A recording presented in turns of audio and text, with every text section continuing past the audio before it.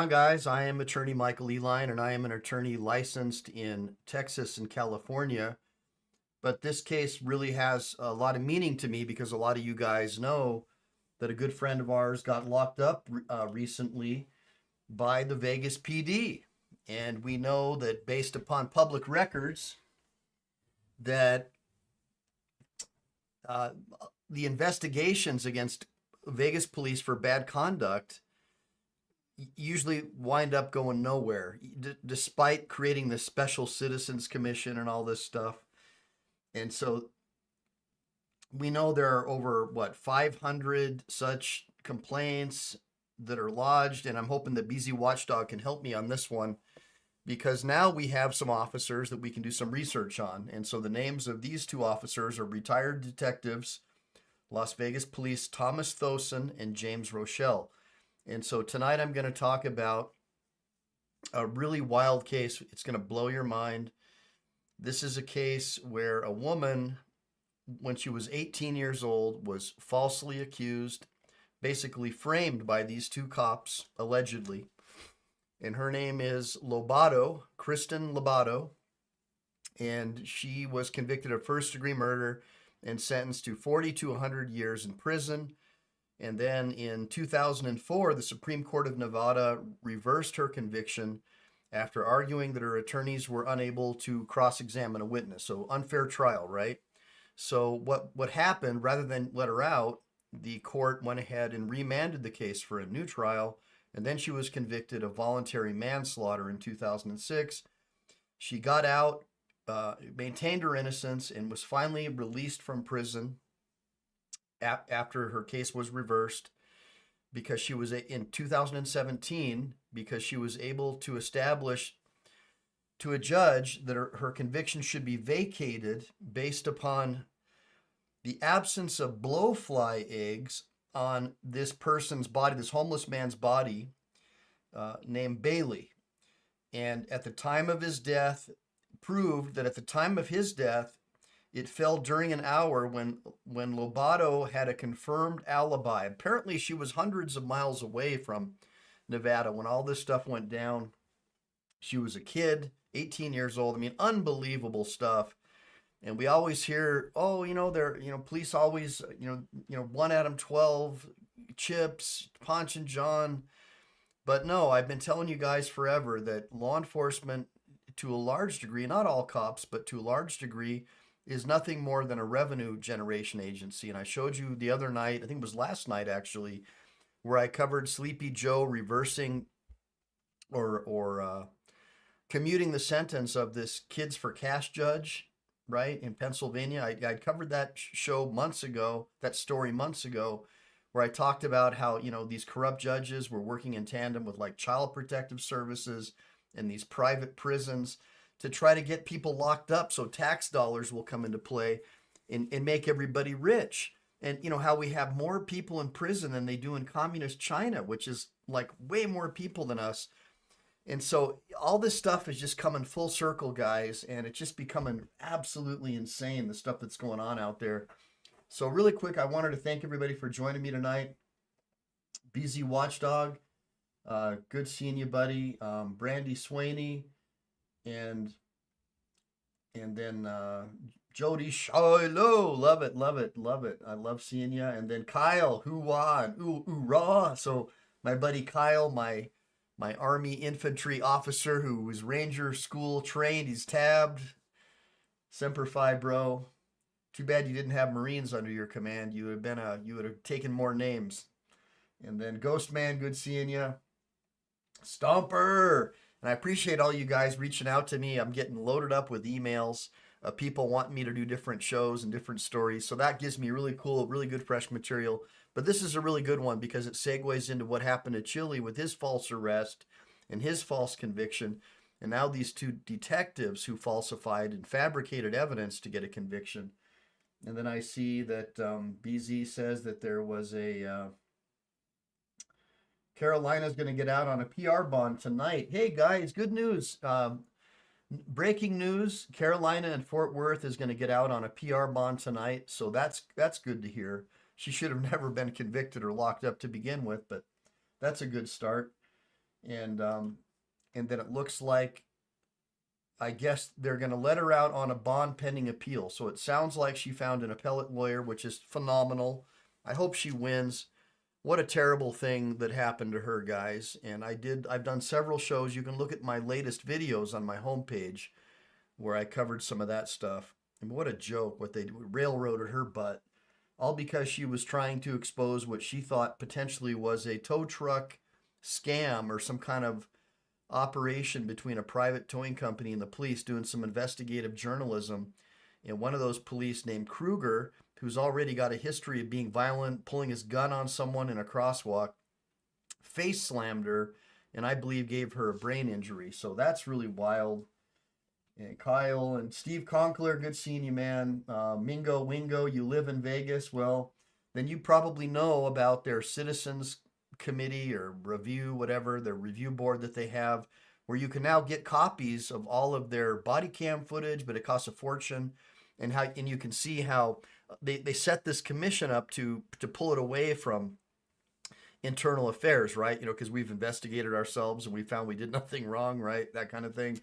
So, but that obviously was a total joke and didn't do anything. It just created more suspicion for people like me as lawyers. But at least now we have the ability to get our hands on some evidence.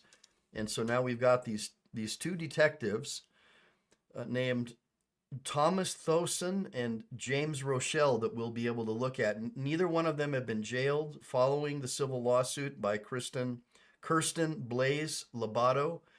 And I'll get into the reasons why, you know, this was a civil case. But again, this is a case that was reversed in 2017. So I'm hoping that BZ Watchdog, hopefully you guys will donate some money to him soon, and he can work with me on trying to find out more about these cops, because this is another one of those cases. There was basically only one journalist covering the story. Typical, right? Like, they just don't cover stuff that really matters. And it's starting to blow up now. And I think that this is the tip of the iceberg, guys. We're seeing it with the Pennsylvania judges, with the human trafficking operation at our southern border, with these private corporations being tax subsidized, private prisons being tax subsidized, where you had these corrupt judges filling them up with kids. It's just the tip of the over 500,000 children, unaccompanied minors, have been brought into our country without their parents. And there's people down in Guatemala, in Nicaragua, wondering where their kids are. Now we have Guatemala, finally, a prosecutor in Guatemala has put his foot down to try to stop this human trafficking operation. People are starting to understand that our own government and our country is flooding our country with illegal alien minor children. So this is just all part of the same kind of thing, where you have the government colluding with private corporations, private prisons, municipal corporations, more worried about getting convictions, more worried about getting promotions and bonuses than they are about upholding the Constitution. And I think we're really onto something, guys. I think there's something really big going on here. And I'm very, very concerned about America and our people and what's happening to the United States and what's happened with these large corporations. Unbelievable. Good seeing you, Jenks ATX, watching from Texas oil fields. Right on. Yeah. Yeah, you know what's going on. And I love my truckers. You know that. You know, when I was growing up, my dad had a CB radio. He had this black Porsche called the Black Beauty. It was a turbo. And we would be cruising around, and he had a CB, and I was rubber ducky, breaker 10, breaker 19, and all that good stuff. And I had the lunch boxes with the trucker stuff on them. And I got to talk with you guys, and I learned all the different stuff, you know, about, you know, flashing your lights when you're thanking someone for letting them in. I always go out of my way to help you big truckers on the road, so I'm glad you're here with me. And Brandy Sweeney says, I saw a blue gang sign today on the side of someone's building and it made you nauseated. Right. I gotcha. So it looks like, so let me just go ahead and kick off my show really quick, and then I'm going to get into the main show. But this is really serious stuff, and it's breaking news. Well, it's a couple days old, but for me it's breaking because I'm going to give you a legal breakdown. I saw a portion of it on Steve Lados from Lados Law. I love that guy. I love his Viper and his Cobra stuff. I think he's the coolest. But I try to do a little bit different than him. You know, I try to do a little bit more of a lawyer breakdown, and I'll show you some of the news clippings and stuff like that. So you can get my my side of it, but I want you to also make sure to like and subscribe to Steve because he gives me a lot of ideas for content creation, and I'm not a thief. I want to make sure that the people who've inspired me get the credit for it because I don't believe in that stealing people's ideas and stuff. So I want you guys to definitely do that. But let's go ahead and kick off the show really quick, and then we'll go from there. To another edition of Ask Michael Eline. This is where I teach people the law in an unorthodox manner by using examples that we see in the news, case law briefs, but it's all about exposing the Leviathan and its instrumentalities and taking back your rights. Know the law and mean to keep it well. Come here to learn from an expert to know your right. Make sure to like and subscribe. Make sure to save, because we never know when the thought police are going to take down this channel. Hey, Brandy says my handle was Little Chick. So for those of you who just joined us, I was talking about how when I was younger, so my dad used to build Denny's restaurants all over the country. My parents were divorced when I was like 2. So he would come and pick me up, and we would drive cross country sometimes for days in this really cool black Porsche. And he had the big antenna. It's really rare to see a big antenna coming out the back of a Porsche, trust me. And he had a CB radio, and he just let me talk to all the truckers, and I loved it. And we were just talking to a trucker just a second ago on the channel. So whenever I see something like that, I always blab about something about my life that's connected to it. Sorry, guys. I like sharing stuff with people. At least you get a chance to see I'm a normal person. But that was super fun, Brandy, right? Yeah, her handle was Little Chick. So I was Rubber Ducky. My dad was Black Beauty because he had the black Porsche. And I remember when he pulled up to Red Hill Lutheran in that Porsche, and none of the kids believed that was my dad's car because it was so rare for anybody to have a turbo Porsche back then, right? But my dad had one, and I was so proud of that car, and so proud that my dad had a Porsche turbo, man. That was the coolest. Yeah, so let's get into the show really quick here. Thanks, Salt Shaker. And I'm still a Porsche man, by the way. So Steve Lados is out there. I had I had a 1956 and a 1957 356A Porsche. And I was in the process of restoring my candy apple red 356A when I got T-boned off of Knoll Ranch Road in Anaheim Hills, Santiago Canyon Road, where you make that left and then you make a right to go up Knoll Ranch, and got T-boned. And since that's a unibody construction car, it was a total loss. But man, had no seatbelts too. I got pretty hurt in that one. They had just put up stop signs, and this young girl didn't notice them, because you're so used to not noticing the stop signs. She just blew right through it and hit me. But she was a kind girl, and I wasn't mad at her. I was bummed out about the car. But while we were rebuilding the stock engine, I had a 2.8 liter supercharged Volkswagen engine that we'd gotten from one of those Mickey Thompson off-road sand rails, and we had to put 45-pound plates in the trunk, which is in the front, because the whole thing would just jump off the ground in all 3 gears. It was crazy, but it was just the funnest, coolest car, and man, I got looks in that thing. That was the best. Hey, Kinetic Customs, that's right. Well, back then they didn't have seat belts, for the 1956 car. And I was grandfathered in, and I didn't want to mess with it and have it reduce value by putting in seatbelt, because you modify it and you lose the value. I just was, cruising around with a V-dub motor until we could put the stock motor back in, which was a joke compared to the motor I had in there.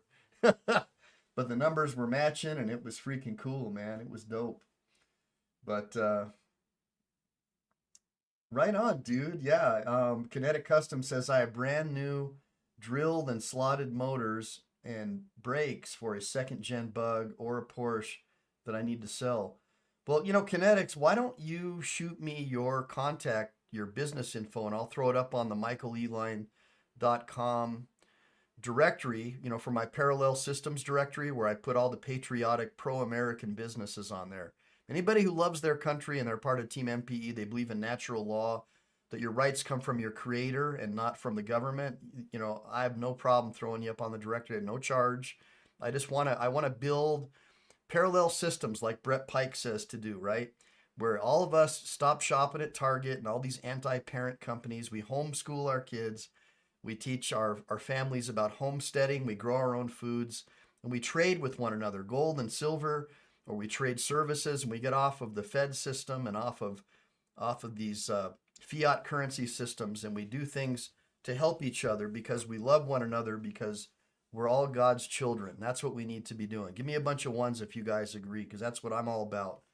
And right on, Group 2FA. And I'm serious, guys. You guys got my email. It's circleoflegaltrust@yahoo.com. It's actually a junk email account that I set up because so many of the frauditor people spam me. I have to set up a new email account every couple months, because once I publicly share it, I got to deal with all those scumbag pieces of garbage who hate America and hate freedom and support the administrative state, and support the Luciferian administrative education system. So we've always got to be on the lookout for that. But by the way, guys, before we start the show, before we get into the main meat of the show, we broke 20,000 subscribers last night, which is a really big deal. I was so happy. You have no idea. I mean, for somebody who never really YouTubed until Chile got locked up, and then you guys kept on telling me to come back on and do shows. I didn't even want to do this. I mean, I just had some of my personal injury videos. I never really thought about YouTube. I mean, I make my money from having a website and doing stuff and doing events, like going to motorcycle shows with my Marine Corps brothers from the Leathernecks Motorcycle Club and stuff like that. So that's how I get my cases, pretty much. Motorcycle accidents and car crashes, and big rig truckers who get in accidents because they want to hire me because I'm a Marine vet and they know I'm not going to screw them under. They know I'm going to stay after the task. And so me doing these YouTube videos, now I'm getting all these calls from people who want help with civil rights cases. So I got to warn you guys, please don't send me a bunch of civil rights cases. That's not why I'm doing this show. If you do send me civil rights cases, I'm probably going to refer them to someone else. The types of civil rights cases I do are like the case I'm going to talk about tonight. This will be an interesting case that we talk about. But I primarily do, when I do civil rights claims, it will be police shootings and it will be tight handcuff cases. Those are the primary police abuse cases that I take, because it's with a personal injury component. Because I do a lot of wrongful death cases. I have one of the largest motorcycle accident settlements in the history of the United States, over $10 million. And it was for a veteran, of course, airborne. And those, because I get joy from that, because bikers helped me set up a nonprofit for military veterans with service-related cancer, because my dad died from Agent Orange-related cancer. And so I set up the Pauline Line Memorial Ride because of that. And so I get a lot of joy from helping bikers, because they're a special breed of people, in my opinion, as well as truckers. Pretty much anyone who's a blue-collar worker, to me, is special. I don't really like college types. Forgive me, guys. I don't really have a lot of friends who are lawyers. I like real people who can build things with their hands, who have calluses, and who love their country, especially veterans. So just so you guys know a little bit about me. Yeah, I look like a lawyer and I got to talk like one, because that's the element that I work in. But, outside of my practice, you'll see me open carrying with jeans, and, you'll see me at the gun range pretty much, or at the gym. So that's kind of where I'm at. And Deborah, we'll cover all that stuff too.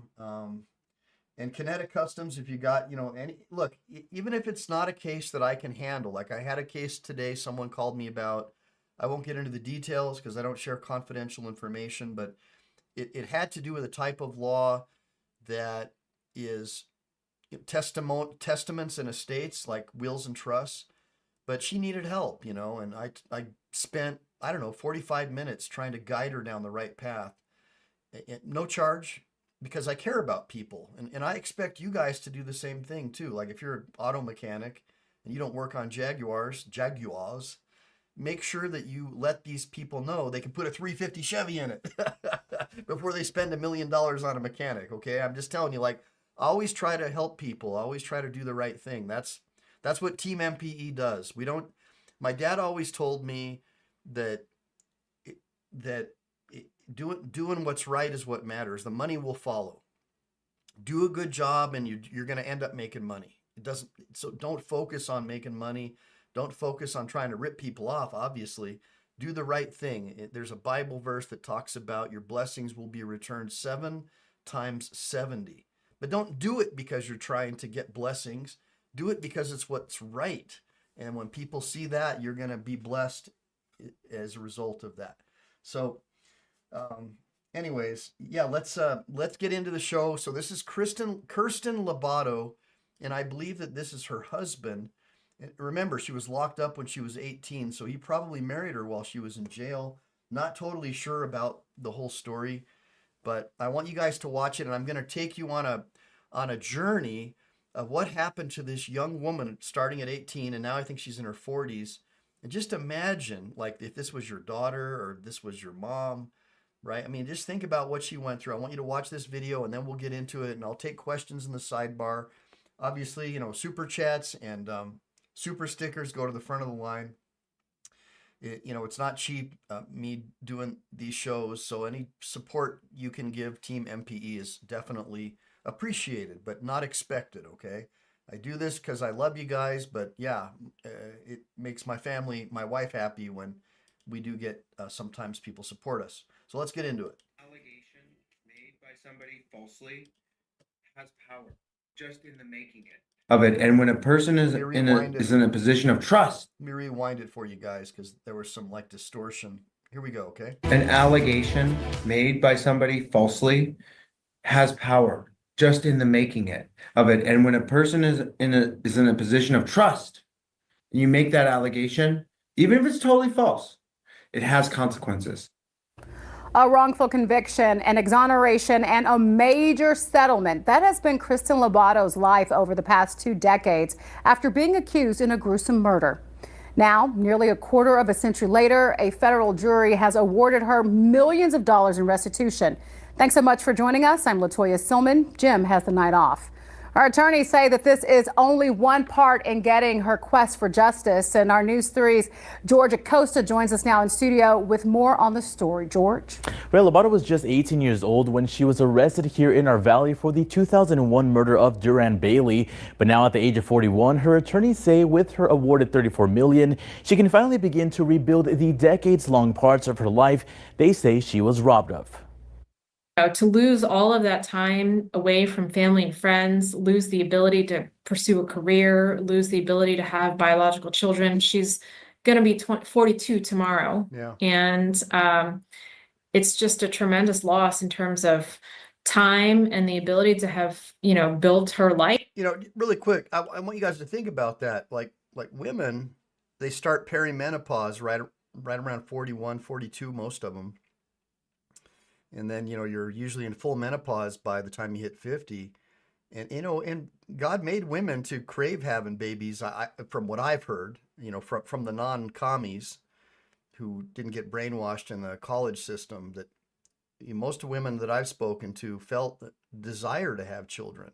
It's like a natural biological mechanism.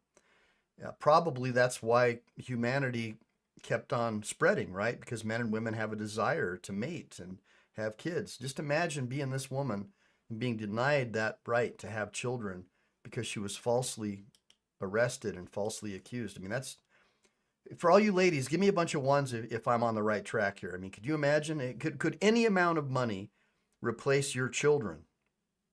34 million, 100 million? Could any amount of money replace your children? Think about that. And for you guys who are like me, like patriotic and, would do anything for your family. What do you guys think? I mean, this is pretty wild to me. I never really thought about that, but it's true. She can't even have biological kids. Life over the last 23 years. Attorneys for Lobato say while $34 million is a large lump sum, no monetary value amounts to the damage she's been put through after spending 16 years behind bars when convicted twice for the murder, both in 2002 and 2006.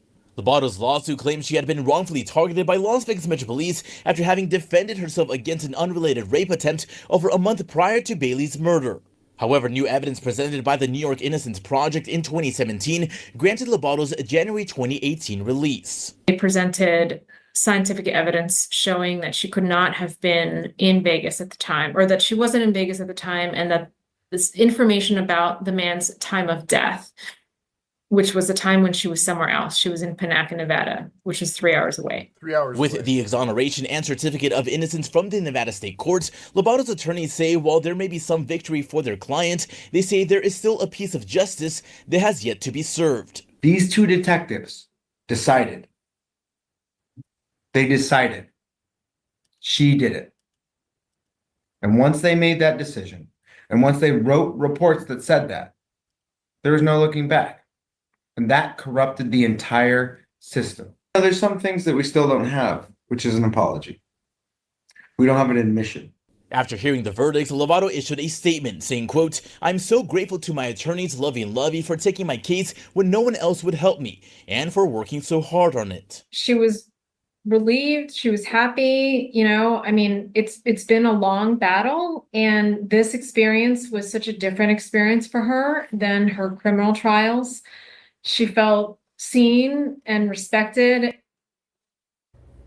Now, in addition to the $34 million, the jury also awarded Lovato $10,000 additional dollars in punitive damages against the two detectives involved in the case. But for now, reporting in studio, George Acosta, News 3. So that's kind of what I wanted to talk about. So these two cops, this is what's interesting. So punitive damages require clear and convincing evidence, whereas a typical negligence, wrongful death, civil rights case is going to require only a preponderance of the evidence. So here's how it works. In a criminal case, you got to have evidence beyond a reasonable doubt. So the scale has to be like this. You really got to have overwhelming evidence that the defendant committed the crime, right? In a civil case, all you have to have is a preponderance of the evidence to win, to convince the jury.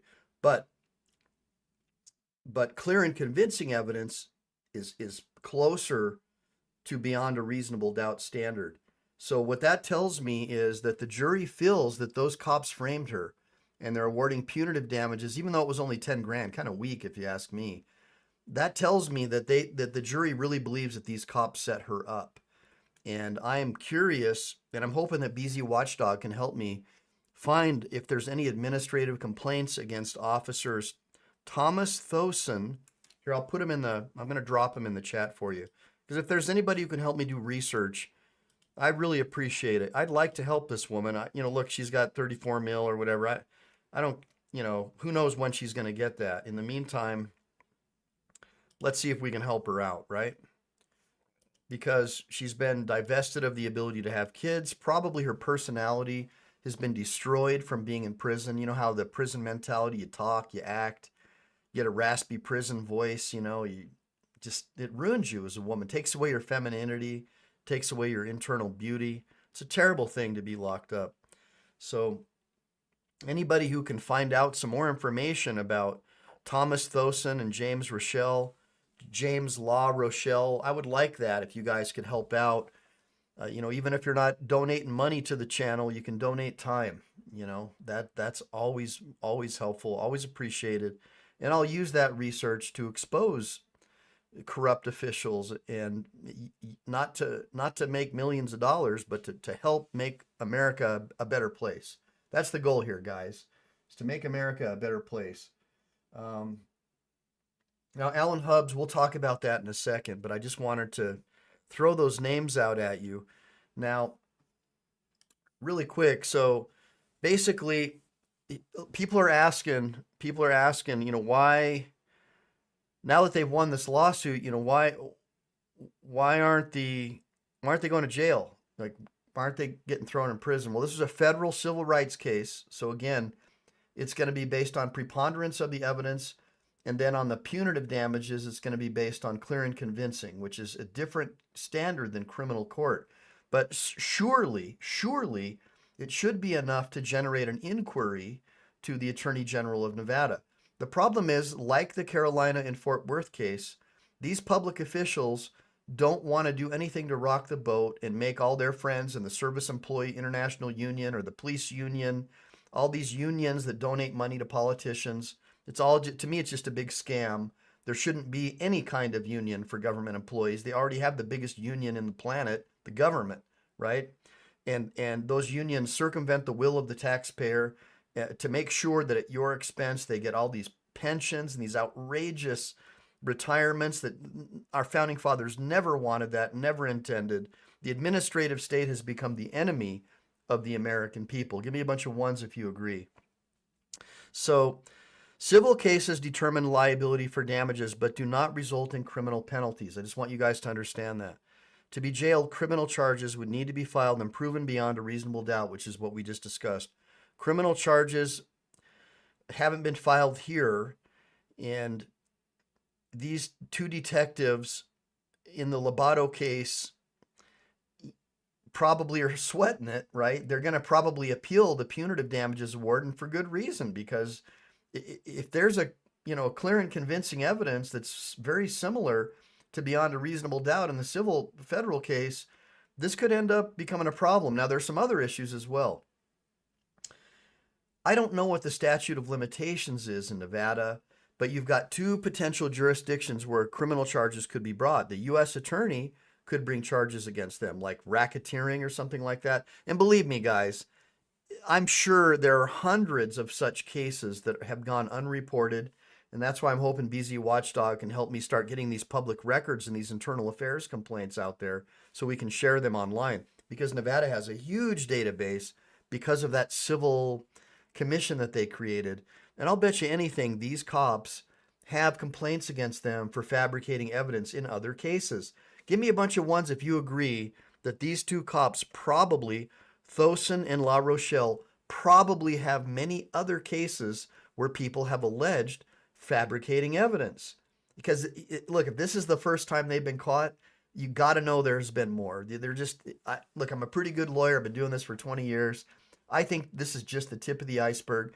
Just like I broke the story the other night that I think that in Carolina and Fort Worth's case is a lot deeper than we think. She was doing investigative journalism on a potential, I believe, like racket operation between a private tow yard, private towing company, private parking lot where they're raising revenue to tow cars, and the local police, local dispatch, whoever it might be.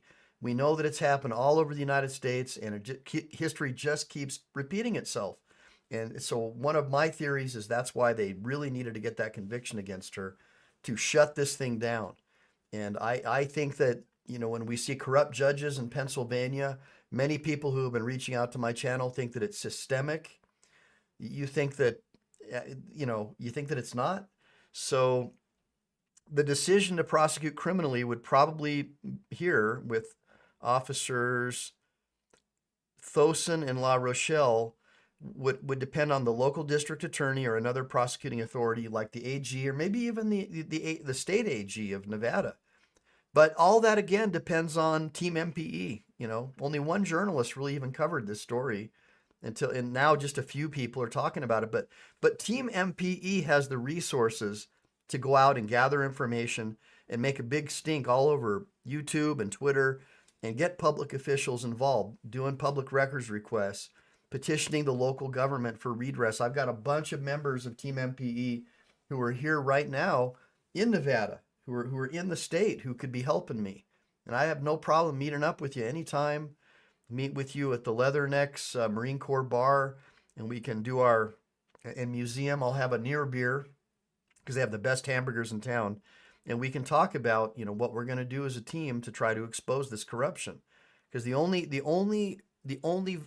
what do they call it? The only antiseptic to corruption is sunlight.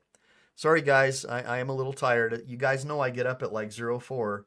Now, tomorrow I may get up early and take you on a lawyer workout. So for you people who get up early, maybe I'll take you on a lawyer workout to the park. Haven't totally decided yet. I'm pretty wiped out. But I do need to get a workout in for sure. So I like taking you guys to the park to show you that you don't need to go to the gym to stay in shape. You can use the monkey bars and other stuff. Yeah, bring the light. That's right, Salt Shaker.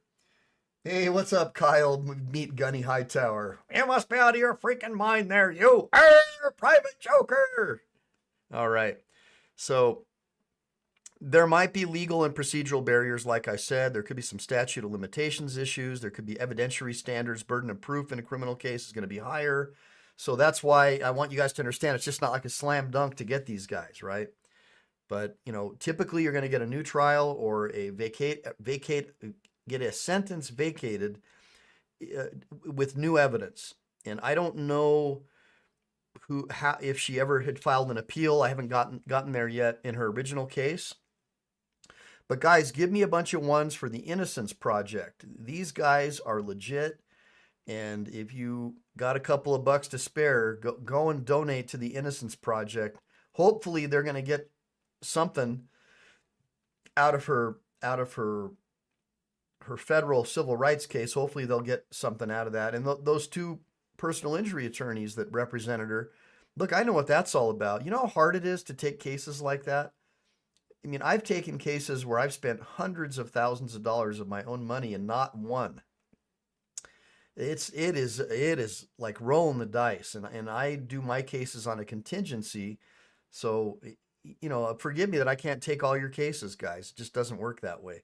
I try to take the cases that are going to make a statement, where they're going to make real change, like social change, where the city or the county is paying so much money that they have to do police reform because the taxpayers are going to be so pissed off. That's the kind of stuff I like doing. Now, there could be departmental or administrative actions, sure, but they're already retired. So how is it that they're collecting a retirement? Well, there could be an administrative action to divest them of their retirement.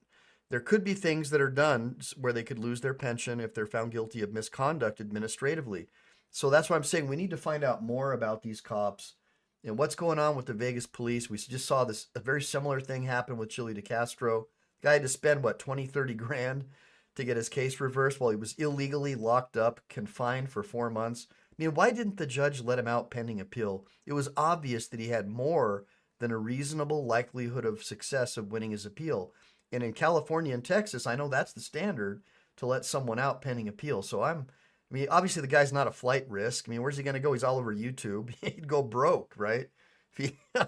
I mean, give me a break. Give me a bunch of ones for Chili for winning his case. That was a big deal. He shut down all those frauditor scumbags who were, saying that he was a fraud.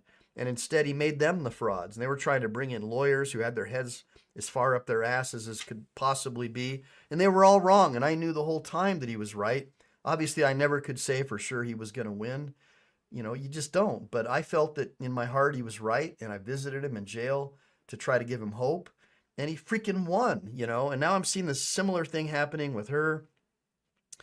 Now, after the civil verdict, the attorney for the cops said an appeal was likely, which could further delay or prevent any criminal actions against these cops. I mean, let's see if they end up moving down to Argentina real quick, right? But the sentiment on social media and like X and stuff shows a lot of people are frustrated. But it's not getting a lot of coverage, guys. This story's not getting like the kind of coverage that it needs to be getting. They're too often, especially like with Trump, like what happened to him getting framed by the CIA and the FBI and all these scumbag political Soros prosecutors. I mean, why on earth is he supporting law enforcement? He's got his head up his butt. I mean, he needs to really reconsider a lot of his campaign promises especially after him being framed and set up by the administrative state. I don't know what he's thinking, but I think if enough of us people can make a stink about it, we might be able to make some real change in this country. So I've got another video too. I want to share the different news reports about Lobato's story because each reporter has a little bit different take. So I like doing these lives, and then I can do a breakdown of what they're saying. Let's get into it. Welcome once again to Leto's Law. Here's Steve Leto. Every now and then we hear about somebody who's wrongly convicted and they get out of prison and then they sue to get compensated for the time they spent behind bars. And it doesn't always end that way. By the way, give me a bunch of ones for Steve Latos and go over to his channel. I'm going to share this video. I'm a big time supporter of Steve Leto. I really like his channel. I think he's a good guy. I think he's a really legit dude. I love it that he's into cars too, because that's my thing. So make sure to always, if you're going to join his channel, make sure to tell him that Mike Eline sent you. Because I don't ever want him to get upset that I'm sharing his videos or thinking that I'm trying to take his thunder. Because if anything, I'm trying to promote him. Because if it wasn't for Steve Leto, I wouldn't have even known about this story. So let's watch him and see what he's got to say. But we've got one here. Jeffrey sent me. Said, Steve, check this one out. From the Associated Press, jury awards $34 million to woman after finding out that the Vegas police fabricated evidence to put her behind bars. federal jury in Nevada has awarded more than $34 million to a woman who was arrested at the age of 18, wrongly convicted twice, Yeah. and served nearly 16 years in state prison Can you for a imagine? 2001 killing that she did not commit. And a court not only has dismissed her convictions, but the court has also said she is innocent, which is a step beyond simply dismissing the charges and so on. The woman is now 41. She cried and hugged her attorneys after a judge read the trial verdict Thursday, and this is in a civil suit to get compensation. And this was in U.S. District Court. She said, "It's been an uphill battle with many, many obstacles, and I'm happy that it's all finally finished." She said she didn't know if becoming a millionaire would make up for years in prison, adding that she had no idea what the rest of her life's going to look like. And that's the other thing. A lot of times I hear people, when they hear about big lawsuits and so on, Yeah, and that's something I always keep trying to tell you guys too. Like, is it really worth going to jail? I keep telling you guys, look, not everybody is as smart as like Elaine Myers or even a Chili, and even Chili, as smart as he is, getting his case reversed. He got locked up for 4 months. So far, Lane's been good. You know, he's the best I've ever seen. But they're the exception, not the rule. Do you guys really think it's worth any amount of money how many of you have been to jail? You don't have to tell me, but think about this. Do you think it's worth any amount of money to get locked up in jail? It ain't. It ain't. It's not worth $1 million. It's not worth 20 million. Anyways, go ahead, Steve. Sorry. they go, that kind of a windfall. Boy, I'd love to get that.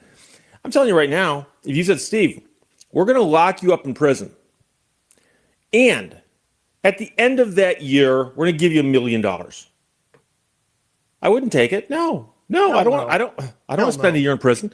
But keep in mind that people who are wrongly imprisoned don't know they're getting out at the other end. That's right. So spend that time in prison thinking you're going to rot there for the rest of your life, and then get out and find out what it's worth.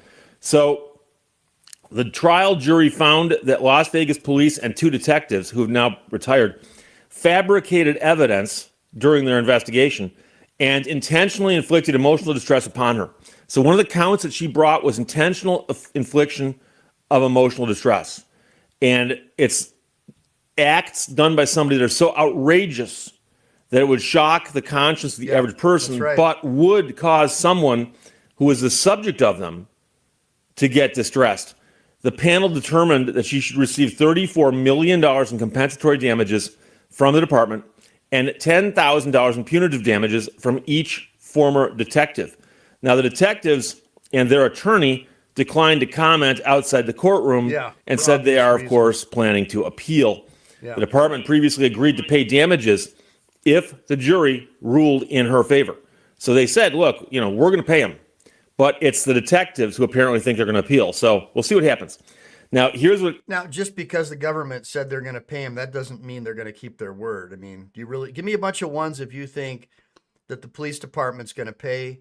Give me a bunch of twos if you think they're going to try to weasel their way out, try to do a remitter. So, okay. So there's 2 things that a judge can do. He can do a request for an additor, which they never do, or a remittitor, which to try to lower the amount of the award. The judge on his own motion, luckily it's not state, right? At least we've got the federal thing. The judge probably is going to leave this one alone because if Team MPE has anything to say about it, this is going to be all over the news for the next couple of months. This is one of the biggest, most outrageous things I've ever seen in my lifetime. And I'm hoping that you guys feel the same way and you can help me with research to expose the corruption in the Las Vegas Metropolitan Police Department. Let's keep going. the story sounds like. When she was 18, she was interviewed by police without an attorney, arrested and charged with killing a man in Las Vegas in July of 2001. The man who'd been killed had been homeless and was found dead outside. And they have some details here about the death, but I'm not going to go into those. But it was ugly. No physical evidence or witnesses connected the woman to the killing. She maintained she'd never even met the person. Police, however, say that she confessed in jail that she had killed a man who tried to attack her during a binge while on meth. And we've talked before about jailhouse snitches and jailhouse confessions. They are the least reliable thing on earth. They Jailhouse snitches are dudes or chicks or women. Sorry. You can tell that I'm a blue collar guy sometimes. I can't help myself. They are people who usually are trying to figure out a way to get short time. And so they'll go in there and they will set people up. They'll wire them up and they'll go in there and get people to make confessions and admissions for whatever reason. When you're in jail, look, when you're in jail, especially when you're scared, a young girl, you'll say that you killed 20 people because you're terrified that those women in there are going to try to rape you and do harm to you. So in jail, it's like a big deal if you're a killer, okay? I want you guys to understand, because I don't think Steve really covered that part in this video. It's a big deal that you put your chest, stick your chest out and show people that you are bad news, that you're a bad news bear. And these jailers know that, right? They know it. They know it. They know it. They'll often put somebody in the cell with you and tell that person, if you can get them to confess to the crime and you testify about it, she gets convicted, we'll cut some time off your sentence. And next thing you know, they come back, yep, she confessed. And we've had cases before, I know of several, where the detectives fed the person certain information. Yep. And said, by the way, see if she mentions being on this street, or the fact that the man was wearing a blue shirt, or that he was found in an alley. And the guy or gal comes out and says, yeah, she says that she met this guy on the street, took him back in the alley, he was wearing a blue shirt, she remembers it well, and then she killed him. Yep, that's right, Steve. Well, that confession's good because the confession included facts that only the killer would know. Right. And we've documented cases before where there's information that a lot of people knew. Information is reported in the news. No, only the killer would know that. Unless somebody reads the newspapers. So she was 19 when she was convicted of the murder back in 2002. So ask yourself where you were in 2002. And this woman's been in prison pretty much since then. The Nevada Supreme Court threw out her verdict. And so her lawyers at the original trial weren't able, for some odd reason, to cross-examine the jailhouse snitch. And it doesn't explain here why that happened, but obviously that's a problem. If you can't cross-examine the most important witness against you. So the Supreme Court of Nevada granted her a new trial back then. And so in 2006, she was tried again, and again she was convicted. And presumably now, if they're going to use that jailhouse snitch information against her, her attorney would get to cross-examine. But, of course, that's a problem. So she was exonerated and freed from prison in late 2017 after the Innocence Project and attorneys in Las Vegas took over her case and brought it to the state Supreme Court. Justices said evidence showed that the woman was in her hometown 150 miles away from Las Vegas when the victim was killed. So she was 150 miles away when the man was killed. So last October, a state court judge in Las Vegas issued a certificate declaring that she was innocent of the killing. Not just... Okay, so I told you about this the other night. So in California, we file a petition for a finding of factual innocence. Being found not guilty doesn't mean that you're innocent, okay?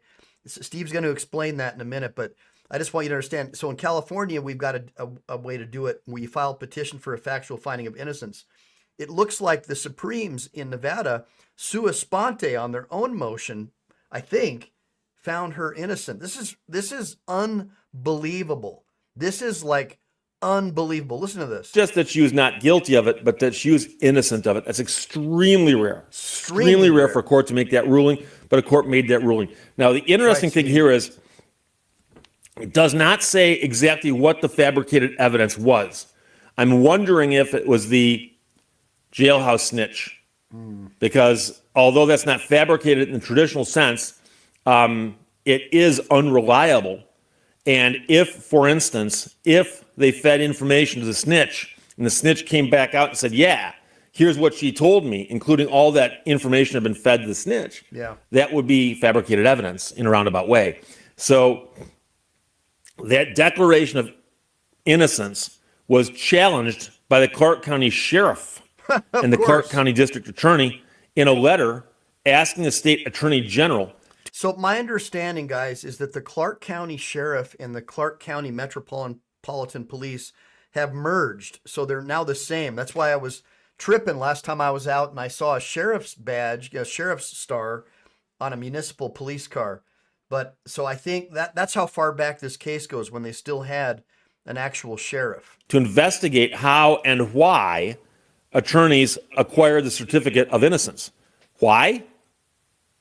Do we really need to explain to you why she wanted that? Or are you wondering what the basis of it is? Right. Because it sounds like they presented it to a judge that here's the case that was against my client. Here's her alibi, and here's how strong her alibi is. Yeah.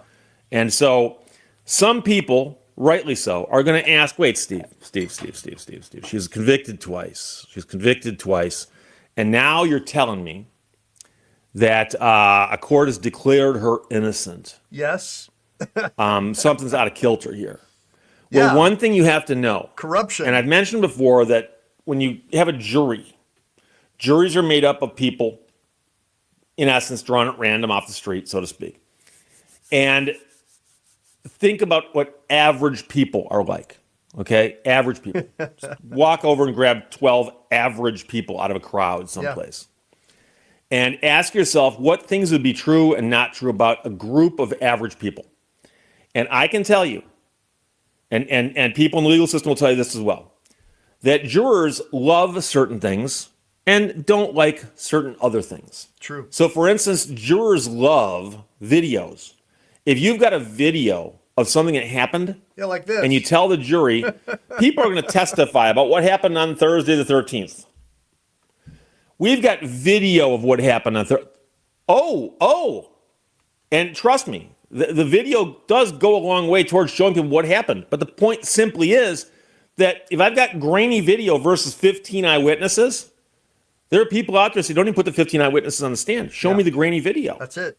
That's true. And another thing that jurors put a lot of stock into is when they hear someone's confessed. Oh, somebody confessed. Yeah.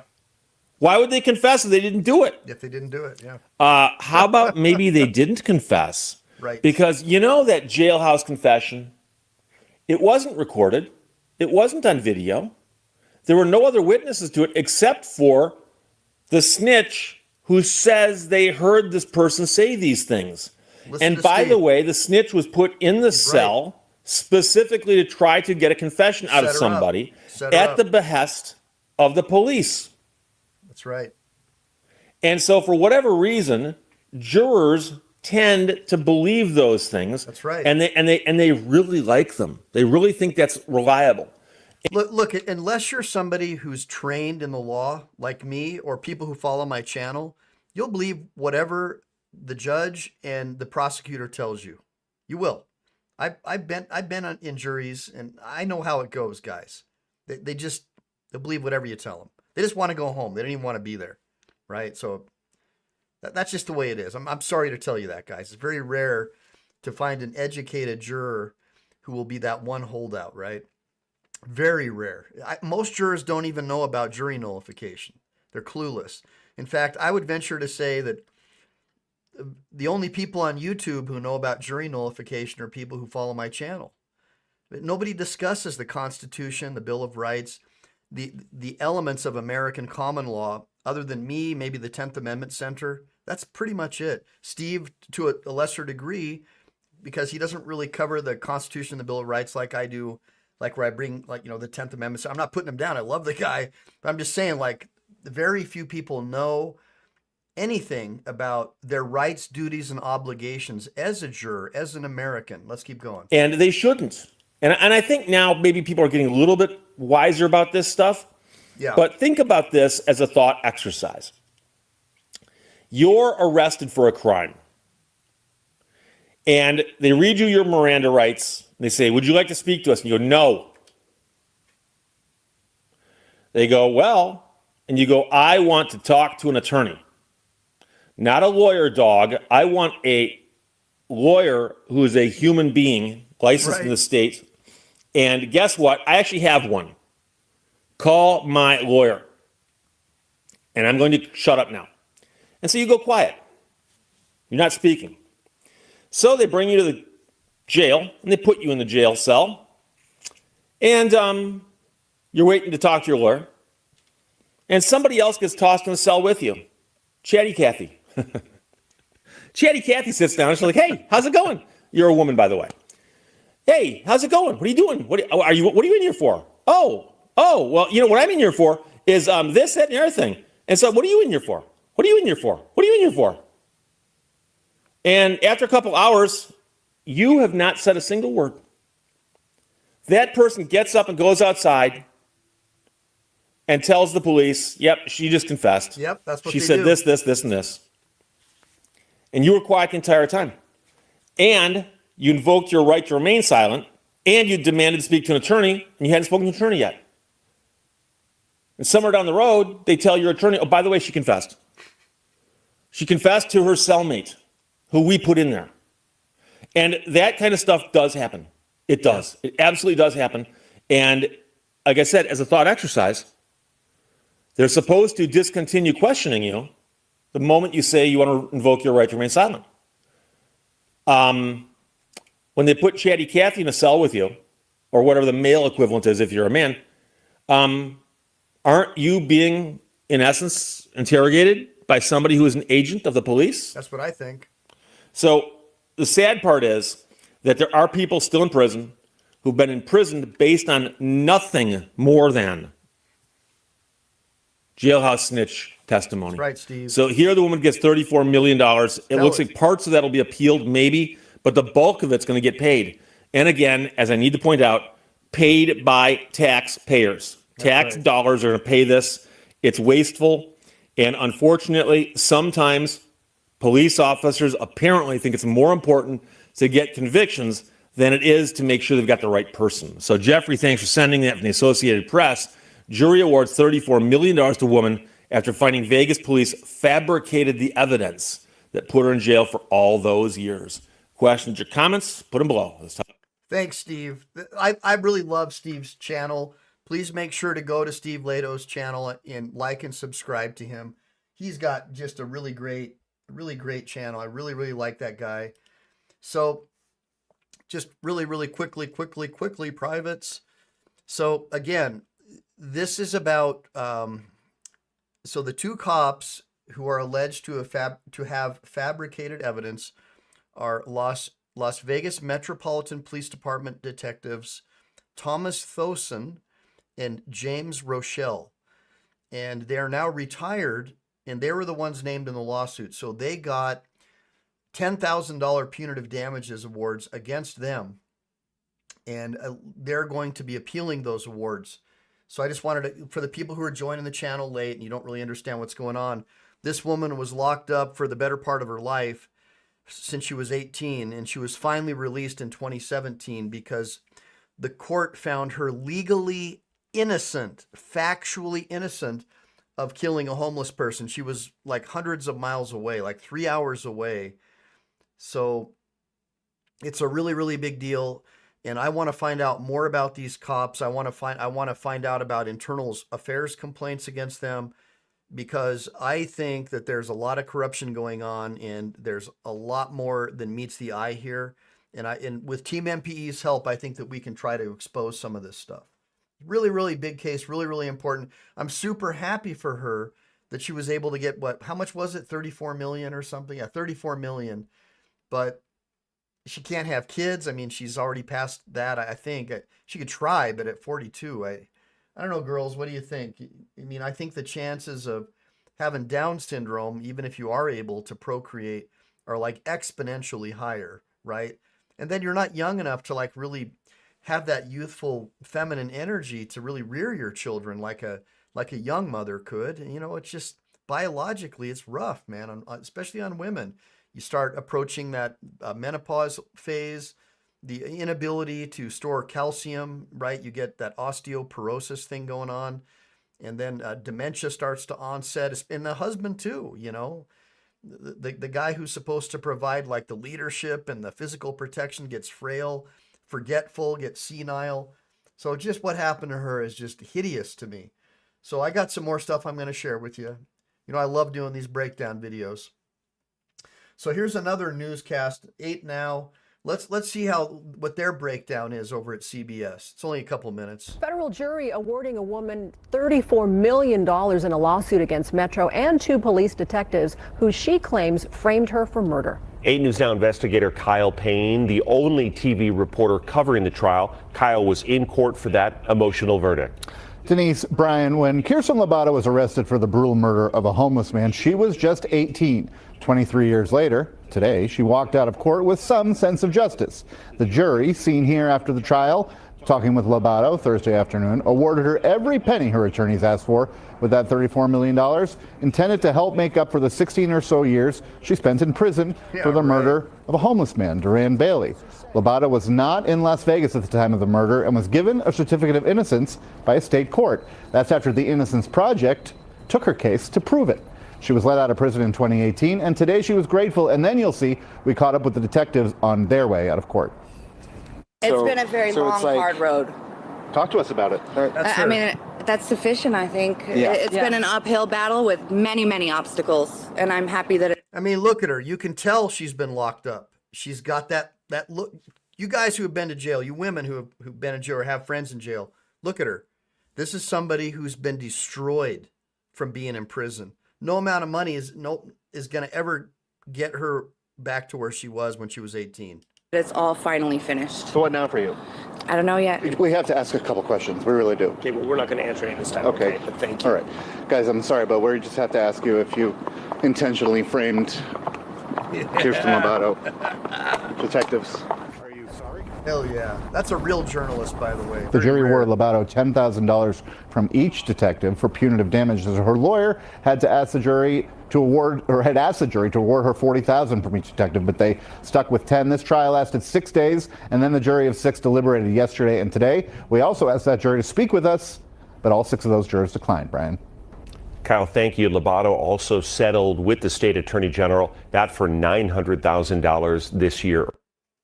So that guy's name was Kyle, I think. Hold on. This guy right But all here. 6 of those. So, guys, give me a bunch of ones for this investigative journalist for covering this story. If you've got the gumption, reach out to Team 8 ABC. Send him an email. Thank him for exposing the corruption. See, people need to get recognition. If you could get him a super chat, I'd tell you to send him a super chat. People deserve recognition when they're out doing the Lord's work. Give me a bunch of ones if you agree. I mean, people like this guy are a rare bird in modern journalism. Typically, the for-profit news media just does whatever BlackRock or George Soros wants, right? Like, they don't care about us. Just like this comment that I see in the sidebar, since when do the Vegas police care about homeless people? Well, I can tell you this. The prison industrial complex makes an enormous amount of money by keeping people locked up. And the taxpayers pay that. And that helps produce pensions and more money into the police unions. So they profit from it. That's unfortunately. When my dad was growing up, it was different. You had peace officers. They knew who all the local kids were. And, they'd get a modest pension. It wasn't so much about corruption and having the cool cruiser and all that stuff. Now it's become different. It's changed. I mean, I'm sure there's always been an element of corruption, but now it's institutionalized. You've got officers making hundreds of thousands of dollars. In Vegas, they get free food at the casinos. They get these additional jobs providing private security. They make like 3 times the amount. I mean, you can make, $250,000 a year as a cop now. I mean, it's a big deal, and you want to make sure that you make more. It just becomes, you want to be just like the corrupt politicians that got you your job. Trust me. Everybody's making money except for the entrepreneur, the construction worker, the plumber, the electrician who has to pay for all this stuff. So that's why I believe we should elect people into office who believe in deleting laws, not passing more laws. Give me a bunch of ones if you agree with the concept of delete laws. I love that name, delete laws. By the way, make sure to like and subscribe to Delete Laws. It's a buddy of mine who has a really cool channel who supports government accountability operations. So, oh my gosh, that's so cool, Julie. Everybody, Julie V just became a member for 2 months, and now she's got access to. Thank you for the kind words. She's one of my mods, and now she's got private first class chevrons because she just became a paid member of Team MPE, and I do appreciate you joining my channel. And now you got access to all my stuff in the back too. I've got a lot of cool videos and stuff back there that I don't share publicly that I think you're going to get a kick out of as well. So let's get into the next one. So I'm just trying to break down all the different news stories because you get a little bit different feel and a little bit different information from each one. And it gives me the opportunity to comment and share a teachable moment from a legal perspective with you as well. Let's go. A jury has awarded $34 million to a woman who says she was framed for the murder of a homeless man. Kirsten Lobato was 19 at the time of her conviction in 2002, and she spent 16 years in prison. The victim was found beaten and stabbed in 2001, and Lobato claimed 2 Metro officers, Thomas Townsend and James LaRochelle, knew she could not have committed the crime and fabricated evidence against her. On top of the $34 million award, Lobato won $10,000 each from the officers named in the suit. In 2018, a judge ordered the charges to be dropped, and Lobato was released from prison. That was when she was 35. So happy for Lobato getting hopefully a little bit of closure. Big deal. Big deal, guys. Huge deal. I'm happy for her too. I'm blown away, to be honest. I mean, she, the Innocence Project, man, those guys are the bomb. And the Innocence Project, they're the ones who made all this happen. They're the ones who actually got him out.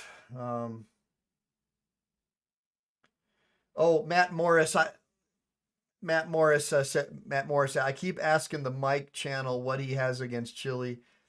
Well, you can kind of tell by some people that by their personalities that they're just real cynical, and who cares what that guy has to say, Matt Morris. With your help, we're gonna easily exceed his subscribers and his people that watch his channel, because we actually talk about things that matter on my channel. We don't sit there and snipe, for lack of a better word, against people who are trying to hold the government accountable. See, most people don't understand that people like Chile and BZ and these other guys, they're not lawyers. They're people who have been wronged by the government, and they're pissed, and they're trying to do what their best within the confines of their legal knowledge to hold the government accountable. And so a guy who's a trained lawyer who wants to sit there and insult them and make fun of them and put them down, that's not the kind of lawyer that you want to be around. You want to be around a lawyer who wants to help them and make them better, make them more critical thinkers, to help them improve, because anyone who wants to hold the government accountable is a patriot, because that's what our founding fathers intended by the First Amendment. I believe the main reason they wanted the First Amendment to be written down into the Bill of Rights is because of what happened with the King of England. They wanted to make sure that we had the right to insult and put down and get in the government's face. That was the point of government accountability in the First Amendment. Yeah, it talks about freedom of religion and all this other stuff. Freedom of the press was about holding the government accountable, because guys were getting locked up by the king for making fun of the king. That, you guys got to really research the history. We're going to do some videos from the 10th Amendment Center probably sometime later this week, where I break them down and talk about some of Mike's stuff. And I'm gonna try to get Mike to either come on my show or have him come on his show. By the way, always check out the 10th Amendment Center, but we're gonna do some breakdowns, because he really gets into the hermeneutics, the legal history behind our laws, behind our constitutional republic and our Bill of Rights, especially the 10th Amendment. That's why it's named after the 10th Amendment, the 10th Amendment Center. So I want you guys to be able to have access to that stuff. Let me just look here. Just look in here to see if I've got anything else I can share with you all tonight. So, okay. So just a couple other things, housekeeping. We're not going to go super long tonight, guys. I'm just too tired, but I do appreciate, you gifting the memberships tonight. Jilly V, that was super kind of you. She gifted 5 Michael Eline memberships, so that hopefully that'll go to people who really care about their country and want to learn more about government accountability. But so let's just talk a little bit about evidence that the government must disclose when it's materially favorable to a defendant. And that's So here, I'm not totally sure what happened. I want to get more information. Hopefully we can get her on the show if she would be kind enough to come on and let me interview her. But the United States Supreme Court case in Brady versus Maryland, 373 U.S. 83, 1963, says that the government has to disclose evidence to a defendant that is materially favorable to the defendant. And generally, this is evidence that's going to demonstrate the defendant's not guilty of a crime charge. Well, conversely, they're not supposed to fabricate evidence. They're not supposed to come up with evidence. And here we were able to prove that her legal team was able to prove that she was hundreds of miles away at the time this homeless person was killed. Now, ultimately, just for you guys who are joining the show late, ultimately Lobato was convicted of first-degree murder and sentenced to 40 to 100 years in prison. In 2004, the Supreme Court of Nevada reversed her conviction after arguing that her attorneys were unable to cross-examine that witness, this jailhouse snitch. But then it was remanded for a new trial, and then she was convicted of voluntary manslaughter in 2006 and stayed in jail until 2017, when her attorneys were able to convince a judge to vacate her conviction because they presented evidence from experts using the absence of blowfly eggs on Bailey's body. This is this homeless person that they convicted her of killing. And that his time of death fell during an hour where Lobato was far away. And this is according to the Innocence Project, and they're the ones who helped her. So in California, we have a program, the California Appellate Project. That's where, the government would pay me like, I don't know, $100 an hour, like nothing compared to what my real hourly rate is worth. And the Innocence Project, they work off of private money. And sometimes, from what I understand, they don't even get paid. So if you guys are really serious about, trying to hold the government accountable, man, support the Innocence Project. These guys are legit, and I really, really think you should consider that. Now, it shouldn't have taken almost 2 decades for this woman to get out of jail, but the testimony of insect studying scientists ultimately was able to clear Lobato. So give me a bunch of ones for these expert witnesses being able to argue against the government's experts saying the opposite, right? Because it's always a battle of experts. So What's the Matter You says, Carolina and Fort Worth is being processed out right now, and that is a miracle. And I think that's really amazing. That is outstanding. So congratulations, Carolina. Now it looks like she's out, based on what I saw from BZ, on a situation where it's pending appeal or something. So, I'm wishing her the best. I hope she stays out. I don't think she should have ever been sentenced. I think she should have been given time served for suffering a brain injury. Give me a bunch of ones if you guys agree with that. Time served for being slammed on your face and having your skull broken open on the asphalt, right? So basically what ended up happening here is that the 2 detectives questioned Lobato in about 2001 without an attorney present. They didn't tell her about this homeless person's murder, according to the lawsuit, all right? Lobato believed the detectives were investigating the attempted RAPE against her when she recounted the incident to them where she was attacked and almost, whatted by another case that had nothing to do with her case. Thoson and La Rochelle knew that her account did not match the details of Bailey's murder case, but asked leading questions to fabricate a false confession. That's why I always tell you guys, never, ever, ever talk to the police. Don't do it. Don't do it. Don't ever talk to the police.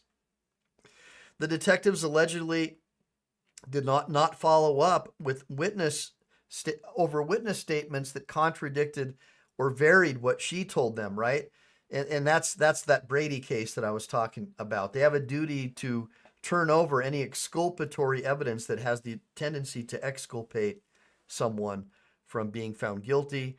But she was able to produce not just witness statements, but phone records, guys. It wasn't just about bowflies, right? Establishing that Lobato was in Panica, Nevada, about 200 miles away from Las Vegas at the time of the murder, right? So none of this stuff got in. but ultimately it was the expert witnesses with the flies that apparently that got her out of jail. And give me a bunch of ones for her attorneys. What a great job they did. So, quote, Blaze was a person the police should have treated with care, concern, and protection, but instead they built a bogus case around a teenager by weaponizing a rape attempt that she had survived in another case, said David Owens, another attorney for Lobato, in a written statement. Lobato's case continued to attract controversy after her exoneration. Yeah, but we haven't heard about it. I mean, how many of you people have been following the Lobato case? I mean, what, they run it for 5 minutes on the news and it disappears? Come on. Las Vegas police released a letter in early December sent by Clark County officials to the Nevada Attorney General indicating some key parties still question Lobato's innocence. Gee, I wonder why. I mean, they're the police. Of course they're going to question the innocence because it makes them look bad, right? And that's the same thing with Carolina and Fort Worth. That's why I always saying, look, once you get body slammed, face planted, if you've got the right attorney, he's going to tell you, don't open your mouth, don't go on the news, don't threaten lawsuits, because what's going to happen is exactly what happened here. They're going to do everything they can to get a conviction against you, come hell or high water, to make sure you can't sue them. You got to think about that. The attorney general, the prosecutor, the city attorney, whoever it is. So guys, never open your mouth, never talk to police ever unless you have an attorney present, and your attorney's never going to let you talk to police unless it's a prepared statement that's very carefully crafted. But me personally, I don't take cases unless my clients follow my advice.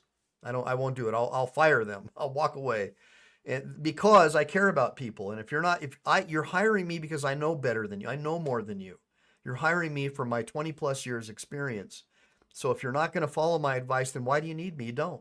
You don't need me. You can do it yourself. So that's pretty much the end of that show for tonight, guys.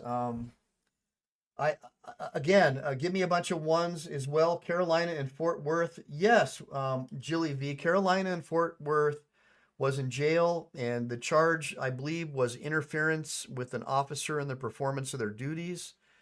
And there was another one that she was exonerated of, which was like giving a false statement to the police or something like that. I can't even remember. It was just so absurd. But the jury acquitted her of that. And obviously, BZ Watchdog has done a terrific job of investigative journalism covering that story. And this was just another important story that I felt segued in a lot with what happened with Carolina and Fort Worth. A woman falsely accused. In this case, a much more serious charge, much more time taken off of her life. And I appreciate all you, Brandy. Brandy says I'm the real deal. Follow me on Instagram. Ladies, I do appreciate, but just understand something. I'm not some kind of a cult figure. I'm a family man. I love taking my son to judo. I love doing martial arts and going to the gun range. But more than anything, I love helping people because I became a lawyer on the law study program. I don't have any formal education. I took some German lessons at Orange Coast College because Playboy magazine said that's where all the hottest chicks were. So I took German lessons there so I could meet girls. And other than that, I worked construction my whole life. I got kicked out of school for fighting because I was shorter than the bullies and they'd pick on me. And because my dad had me in judo since I was 6, I caused a lot of damage to people who bullied me. And so the tables got turned on me, and I got a job working construction at 16, moved out of the house at the same time. My dad said, you can either go to school or you can work and you can get your own place. So that's what I did. And as a result, I was a blue collar guy. I ended up getting beat up by a West Covina cop because I asked him for a copy of his photo ID while he was writing me a parking ticket where I was the corporate wellness director for a Bally's Total Fitness, since defunct Bally's. And that's what really got me on the road to becoming a lawyer. And I became a lawyer on the California State Bar Law Office Study Program. So I'm one of about, at the time, around 80 people who had done it. And because I was a personable guy, I was able to get an appellate justice to let me extern for him at the Court of Appeal. California Court of Appeal, and I think I'm the only guy in the history of the law study program to have won an externship at the Court of Appeal. And because of my background being a personable guy and knowing construction and being a Marine, honorably discharged under medical conditions, I'm able to relate to normal people. And so that's my strong suit in law, is that I'm just a normal guy like you. So don't think of me as some genius or some cult figure. I'm not. I'm just a regular guy who cares about people. And if you want to support my channel, I mean, super chats, and all that stuff are appreciated. Buying memberships are appreciated. But if you want to support my channel and also support yourself, especially if you're going through depression, if you're worried about the future, or if you want to start a new career in law, if you've learned enough from me, if you've seen that I was able to do it, pick up a copy of my book for $20. It's my journey to becoming a practicing lawyer with no law degree or undergrad. I've sold a bunch of them, and you can get them on my YouTube channel. It's $19.99, and it's worth hundreds of dollars. I mean, you're getting 20 years of knowledge from a practicing attorney who became a lawyer in a very obscure way that was the normal way before the academic industrial complex took over the brains of our children and brainwashed them into not even knowing anything about the origins of our country, aka that a country born in revolution because the king tried to seize our guns, the powder houses. That's why we fought a revolution. And now they're trying to teach law students that guns are evil and they need to take them away from people. Buy a copy of my book. You can learn about me for $20, and you can learn about how I became a lawyer, and you can learn about the other states that offer law study programs like Alaska and a couple other ones. So depending on the state you're in, you may be able to qualify yourself to get on the law study program. And I'll do a live pretty soon. By the way, I spoke with Alan Beck today. He works with my firm, and he is one of the preeminent Second Amendment rights lawyers in the country. And we're planning to have Dick Heller come on, probably by phone because he's not very good on video, within the next couple of weeks, and talk about what's going on in the state of concealed carry laws in California and Hawaii, which is where Alan is heavily involved. And we'll try to help you understand what's going on with your Second Amendment rights over there. Georgia is not a state, I believe, that offers a law study program, Jonathan, but we'll talk about it. Let me just look in the sidebar. I don't think Idaho is either, Dr. Donna Walter. I cover the states in my book that I don't even remember, but I know Alaska is one of them. California is one of them. Oh, I think like Virginia has like kind of a quasi one. And they're always trying to shut them down. They do not want people who are not brainwashed in a law school. It's a big money racket, guys. Okay. The whole law school system, the whole academic industrial complex is no different, in my opinion, than the military industrial complex. It's all about money. They take that money that they get and they donate it back to politicians. So they guarantee themselves money for themselves. It's just big money exchange. I don't do that. I'm able to teach 2 students a year on the program. I've had a couple Marines try it, and ultimately they just decided they didn't want to stay on the program for whatever reason, but I tried. It's not for everybody, by the way. Okay. I mean, becoming a lawyer with no law degree or undergrad is a Herculean task. You still have to take and pass the bar exam, and you also in California have to take and pass the baby bar, at least when I was doing it. I know California is trying to lower the standards, in my opinion, so they can get stupider people on the bench that go along with morons like Gavin Newsom. But for now, I think it's still one of the hardest bar exams in the country. And you want to have intelligent lawyers because you want to have intelligent judges, and you want to have people that understand the Constitution and the Bill of Rights and natural law, which they don't teach you any of that really in law school. They teach you that the 14th Amendment's rights are actually privileges, right? They're not privileges, and your rights don't come from the 14th Amendment. They come from God. They come from natural law. Read the Declaration of Independence. Your rights come from your Creator, and all of those all the Declaration of Independence was based on was John Locke, Thomas Aquinas, and all these great legal philosophers. Blackstone, Sir William Blackstone. Read the commentaries on the English law. You really want to learn about your rights. Follow the 10th Amendment Center. Follow my channel, and I'll do some more shows about it. I know most of you guys like watching cop watch videos, and I'll get like 1,000 people in here because you want to watch cops chase people around, and so I got to kind of give you a mix of some of that stuff, and then I'll try to throw in some legal education. But as the channel gets bigger, I'm hoping that I won't have to always do the cop watch stuff, and I can really do share with you the things that I really want to share with you, which is, how to take your rights back, how to understand the law, how to protect you and your family. I'm also considering getting into doing wills and trusts because several of you have asked me if you can help me with long-term planning to protect your assets, which I'll think about it. My background, again, is personal injury law. I primarily do car accidents, truck accidents, and things like that, police shootings, tight handcuff cases. But yeah, I'll listen to what y'all have to say. Let me see here. Let me just see it before we close it out. Let me just see if there's any questions I need to answer. But yeah, that's right. Douglas Howard says, I like learning law from all angles. I agree. You should. I mean, there's nothing wrong with taking law school courses. Nothing wrong with going to a Barbary course. You got to learn the black letter law. But I believe that legal philosophy, understanding where your rights come from is like boot camp. That should be your boot camp.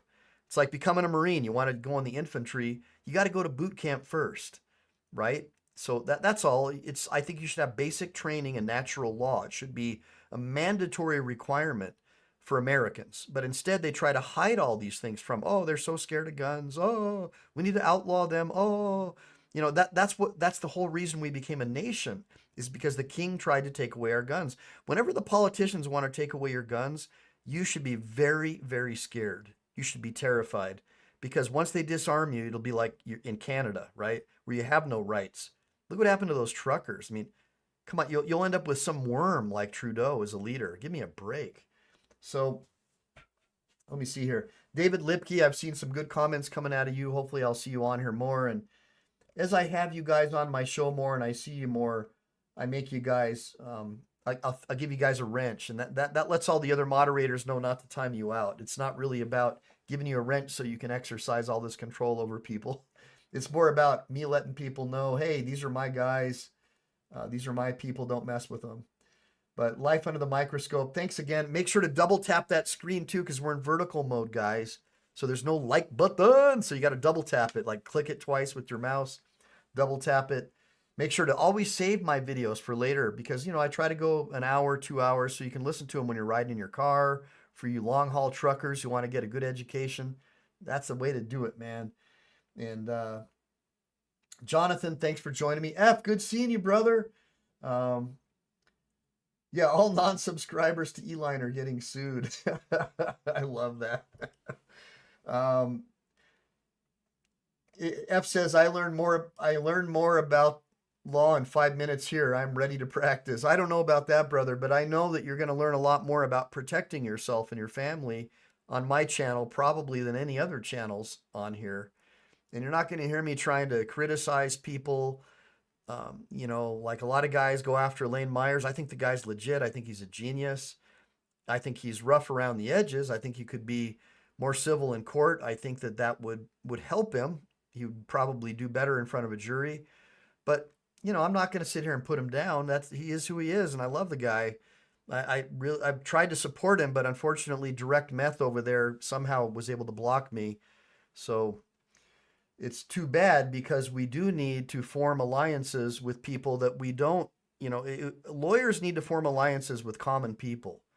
There are lawyers out there like me who really want to help common people and not put them down and make them boogeymen. And it's unfortunate that there are other people out there who prevent that from happening, who allegedly support the so-called auditor community. So I don't know what that's all about. It's unfortunate, but I encourage you also to donate to Lane Myers. I've donated money to him. I'm a financial supporter, despite the fact that people around him have tried to keep me from doing that. But I still encourage you guys to support him, and guys like Chili de Castro as well. The guy was falsely imprisoned and locked up, and a lot of people don't like me because I support Chili. But guess what? It takes all types, and he's holding the government accountable. You can go after him and try to scrutinize things that he does, but you're not him. You're not in his shoes. You don't have his PTSD from being illegally and falsely imprisoned. So who are you to judge him? Who are you to judge him, in a negative way? We should take the positive things from everybody that we meet in life and focus on those. We have one life. God only gives us one life. If we spend our lives doing crystal meth and trying to put other people down, we're just going to be, we're just going to be a very miserable individual. So I appreciate that.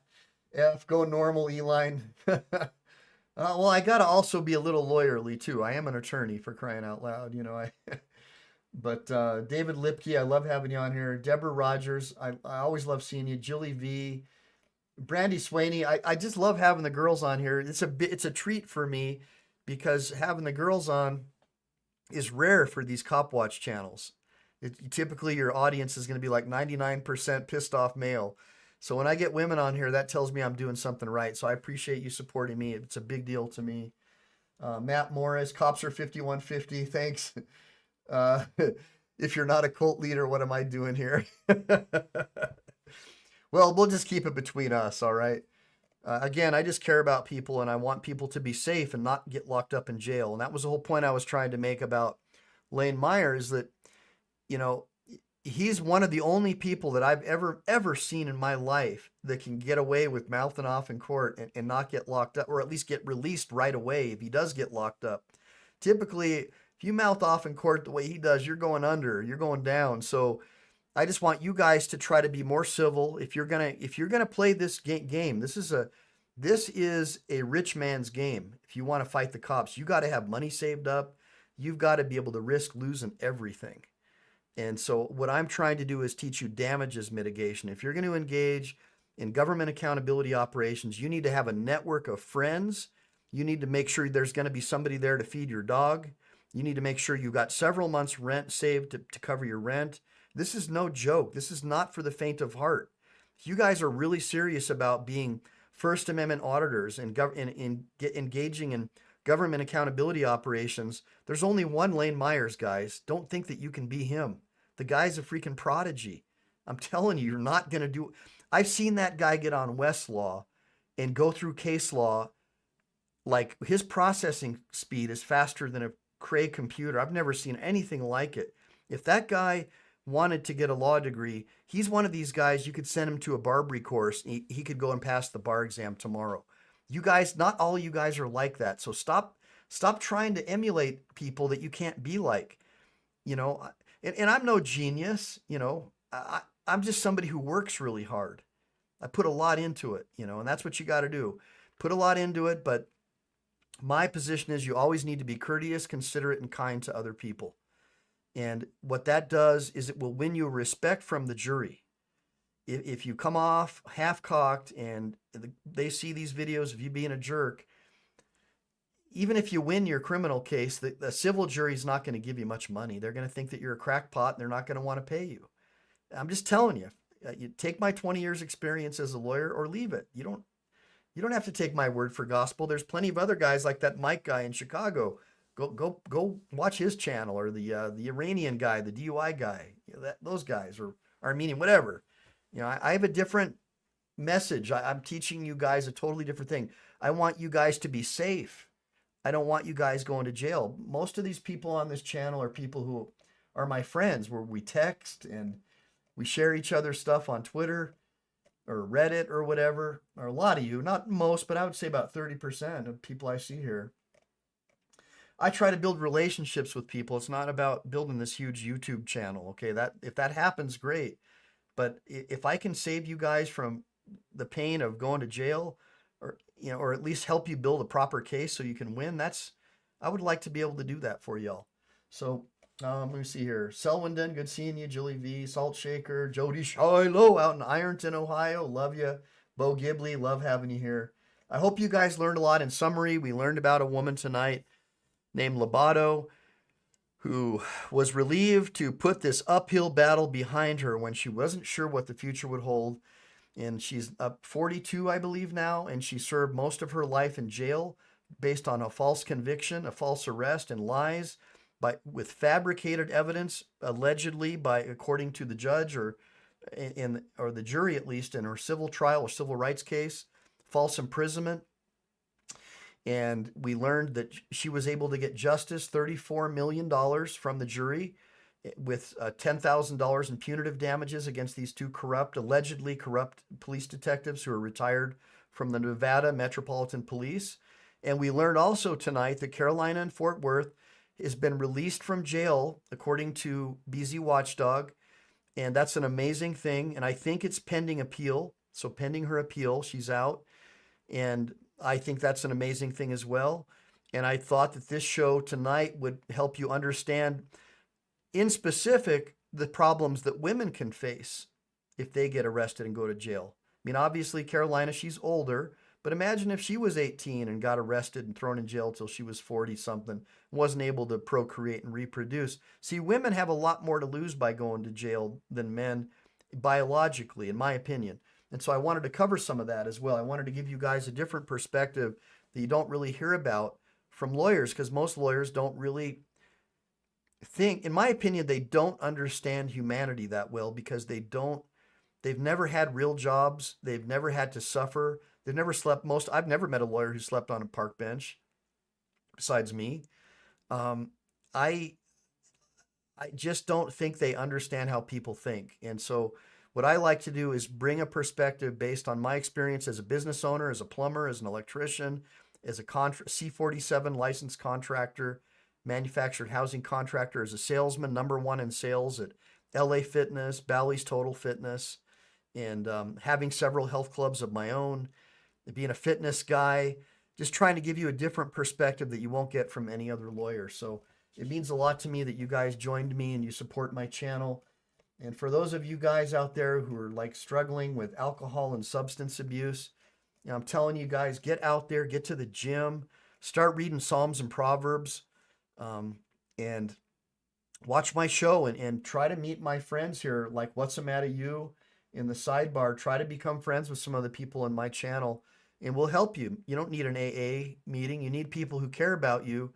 AA is probably great for a lot of people. I'm just saying, like, you don't need to go to an AA meeting every night. You can contact us, and we'll do our best to try and help you. I had one of my members of Team MPE reach out the other night. He's struggling, and I did my best, even though my wife wanted to go out for dinner, because I don't want you guys, I don't want problems to happen with you guys. I care about people. So just keep that in mind. There's a lot of really caring, loving people that are part of Team MPE, and they're here to look after you. So it's not all just about learning the law. It's about building parallel systems, building relationships with people who are also going through struggles and tribulations and trials in their lives. And it's about people like us caring about each other. So again, if any of you guys have businesses that you want me to add to the Team MPE directory, my parallel systems directory, you want to do business with people, you want to share in silver and gold, you want to share in Bitcoin, you don't want to participate in the Fed system, the Jekyll Island travesty, we can find ways to do trades, and we can find ways to help each other that way. All right, guys? So with that being said, thanks, Parka. With that being said, Sin City Giggles and Liberty, you can reach out to me on my email, and I'll take a look at it. If any of you guys have any stuff that you want, if you want me to share in other episodes, let me know. I mean, look, the channel's really growing, guys. I mean, I'm blown away. I can't believe it. I had like 3,000 subscribers like just a few months back. And now I'm getting people like contacting me. I had like some political people contact me wanting me to like sponsor some ads for them on my channel. And I was like, that's not going to happen.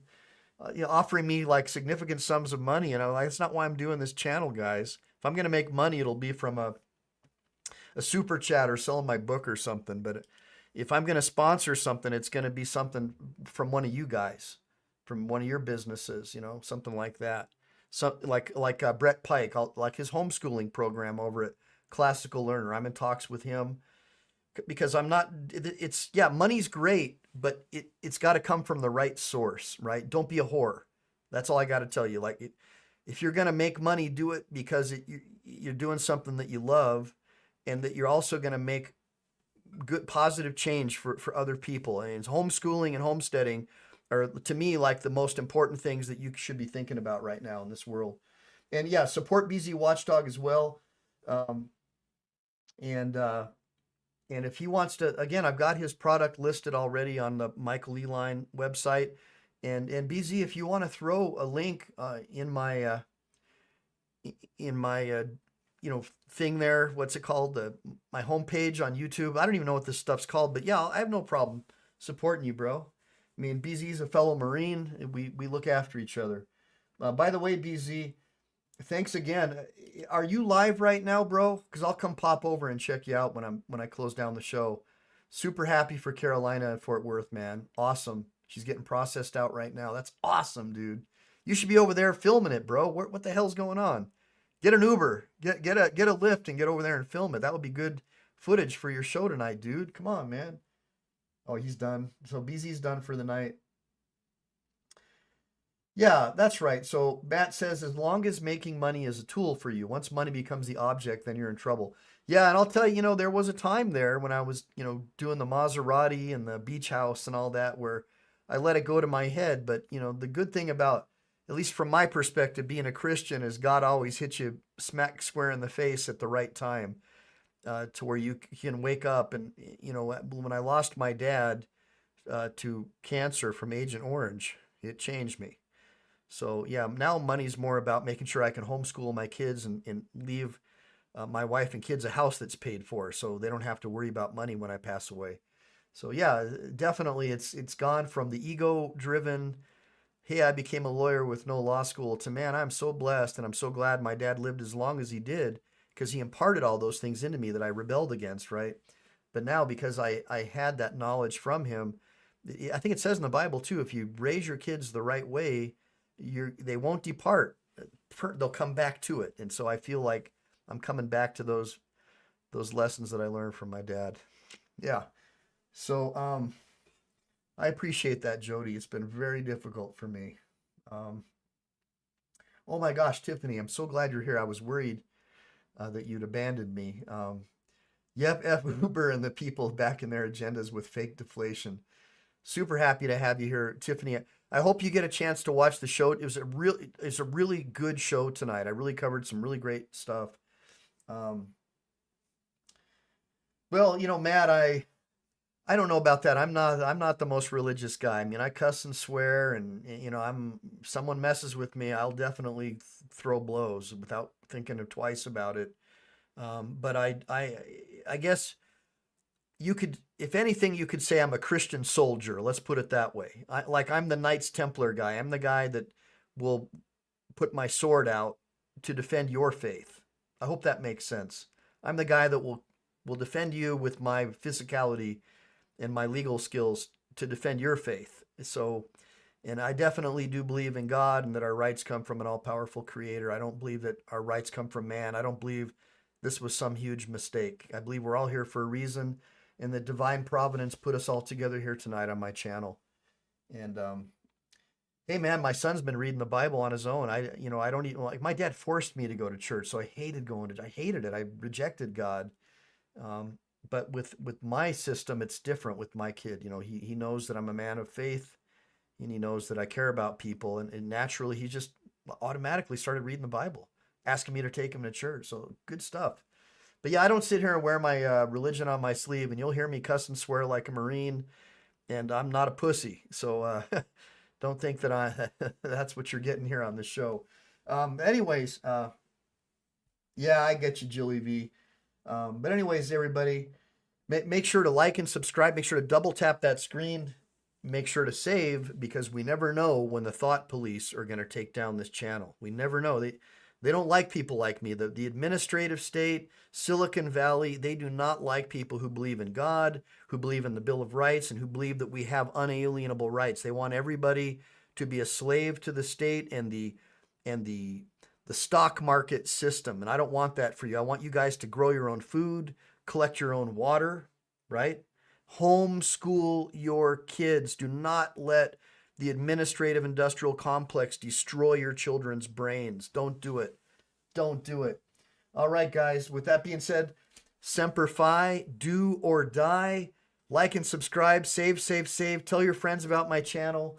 And all you other guys who are having problems, reach out to me and I'll do my best to call you back. I'm exhausted. I have so many people that need help, and I just can't help everybody. So if there's volunteers, especially lawyers who are natural law attorneys like me who believe in natural law and believe in God, reach out because I need help with all the people calling me.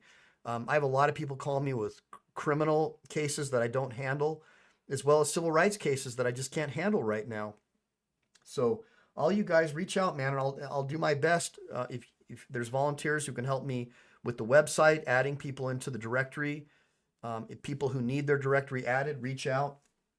And Dr. Donna Walther, it was, I'm not going to share anything about you or me, but if you feel free, you know, if you want to share stuff, I support Dr. Donna Walther. I think she's a really good person, and I support her, and I want you to support her channel and you know, her adventures out there trying to make America a better place. So Dr. Donna Walther's another good one. Tiffany, super happy to see you. Okay, guys, again, make sure to like and subscribe. Make sure to save, because we never know when the thought police are going to take down this channel. Semper Fi, do or die.